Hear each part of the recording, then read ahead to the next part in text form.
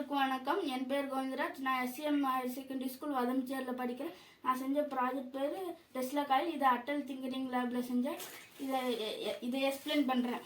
இது எப்படி இருக்காதுன்னா, primary coil ஆனாக இருக்கும்போது செகண்டரி காயில் போய் பல்ஸ் எல்லாம் மோதி செகண்டரி காயில் சார்ஜ் ஆகும்.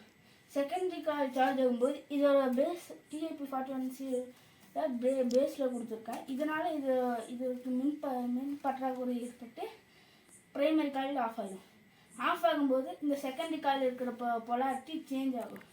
சேஞ்ச் ஆகி மறுபடியும் அதே மாதிரி நடந்துகிட்ருக்கும். சேஞ்ச் ஆகி அப்போ நம்ம ஒரு பல்பை கிட்டே கொண்டு போகும்போது இந்த பல்பில் இருக்கிற மெர்க்குரியை போய் மேக்னெட்டிக் ஃபீல்ட் வெட்டி அதுலேருந்து பல்பில் லைட் எரியுது. இப்போ இந்த டியூப் லைட்டை வச்சு எப்படி ஒர்க் ஆகுதுன்னு காட்டுறேன்.